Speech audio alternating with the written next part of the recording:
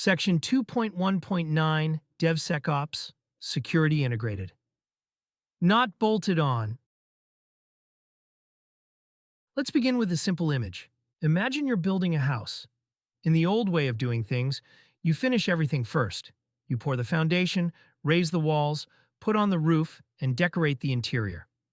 Only at the very end do you call in an inspector to check whether the house is safe. If that inspector finds a crack deep in the foundation, the damage is already done. Fixing it now means tearing things apart. It costs time, money, and trust. Now imagine a different approach. Safety is checked as you build. The foundation is tested before walls go up. Materials are inspected while construction is still underway. Problems are discovered early, when fixing them is simple and cheap. The house ends up stronger, and there are no surprises waiting at the end. That difference captures the essence of DevSecOps. Just to make the term clear before we go on, DevSecOps simply combines three words: development, security, and operations. The idea is not that security is a separate step, but that it lives inside the same flow as building and running software. If this were an interview, this is where the obvious question appears. What exactly is DevSecOps? A strong answer is simple. DevSecOps means integrating security into the entire DevOps lifecycle, from design to deployment, instead of adding it at the end. Security becomes everyone's responsibility, supported by automation and shared ownership. DevSecOps is not about adding security at the end of the process. It is about weaving security into every step of building software, from the first design decision to the moment the system is running in production. Development, security, and operations stop being separate stages and become part of a single shared flow. There are a few common misunderstandings worth clearing up early. Some people assume DevSecOps slows teams down by introducing security earlier. In practice, it does the opposite. Problems found early are far faster to fix than issues discovered after release. Others believe DevSecOps is only relevant for large enterprises or dedicated security teams. In reality, it works just as well for small teams, startups, and legacy systems. And perhaps the most important point of all, DevSecOps is not about buying tools. It does require an initial investment in tooling, training, and changes to existing workflows, but that upfront cost pays for itself many times over by preventing crises, reducing recovery time, and allowing teams to move fast without burning out or breaking trust. To understand why DevSecOps exists, it helps to look at how security traditionally worked. For years, security appeared at the very end of the pipeline. It acted like a guard at the exit gate, inspecting releases just before deployment. This created friction. Releases slowed down. Teams argued. Security became associated with fear and delay. DevSecOps removes that tension. In interviews, this often turns into a follow-up question. How is DevSecOps different from traditional DevOps or traditional security? The key difference is timing and ownership. Traditional security checks happen late and belong to a separate team. DevSecOps shifts security left, automates it, and makes it part of everyday engineering work. It takes the core ideas of DevOps, collaboration, shared ownership, automation, and early feedback, and applies them directly to security. As a result, security stops being a blocker and becomes an enabler. Instead of reacting to incidents, teams prevent them. Instead of slowing delivery, security increases confidence. This shift is not optional anymore. Modern systems face constantly evolving threats. Supply chain attacks have shown how dangerous third-party dependencies can be. Code often arrives through libraries, frameworks, and now even AI assistants. Waiting until the end to check for vulnerabilities is like driving blindfolded and hoping nothing goes wrong. DevSecOps turns security into a continuous companion along the journey. At the heart of this approach is a mindset change. Security is no longer a document someone signs, a meeting that happens once per quarter, or a checklist run at the end. Security becomes part of design, part of coding, part of testing, part of deployment, and part of observing systems while they run. It flows continuously, just like integration and delivery. There's a simple rule behind this thinking.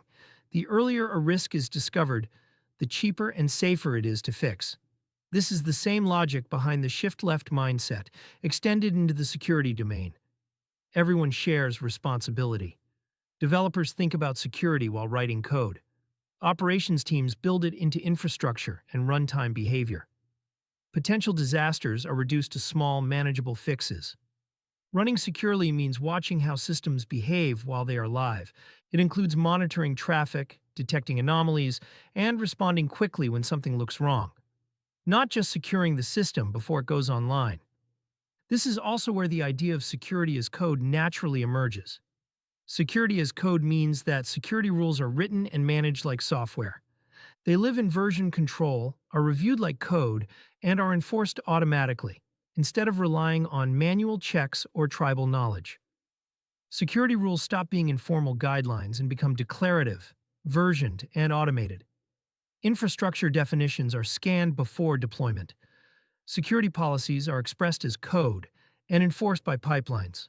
Compliance requirements are translated into rules that machines can verify consistently, without manual checks or last-minute panic.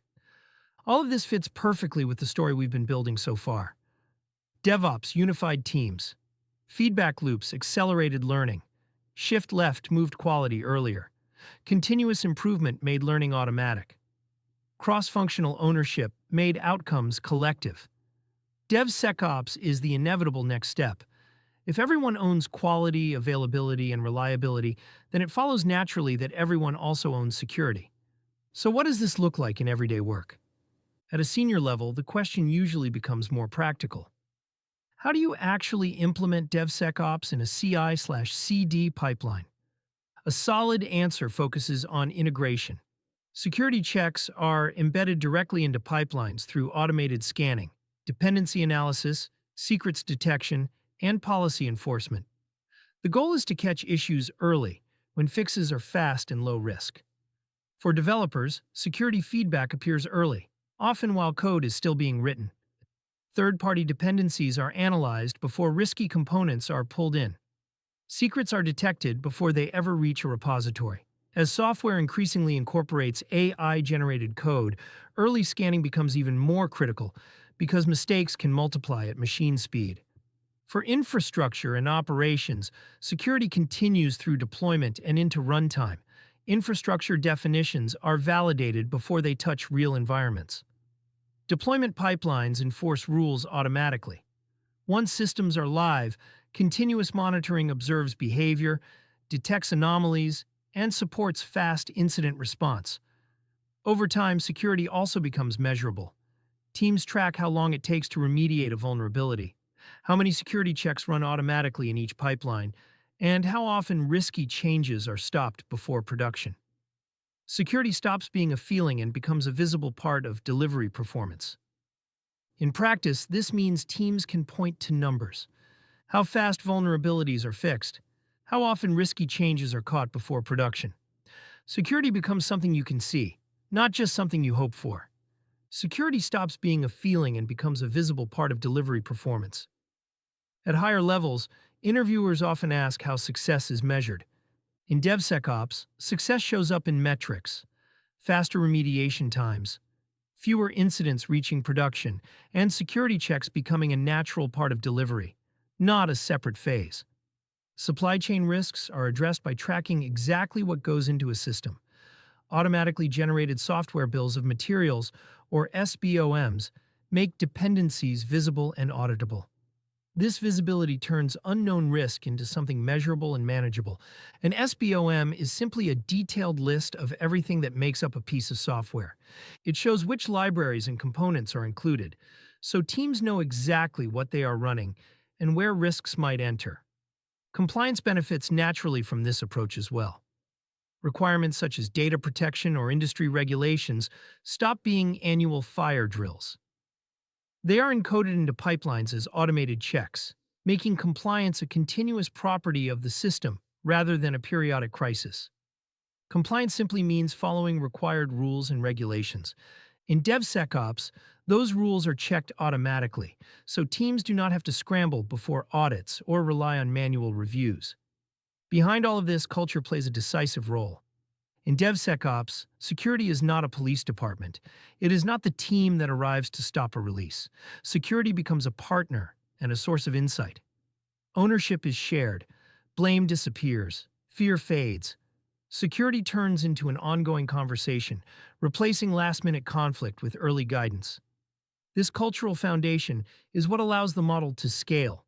Organizations that adopt DevSecOps release more frequently, fail less often, and recover faster when things do go wrong.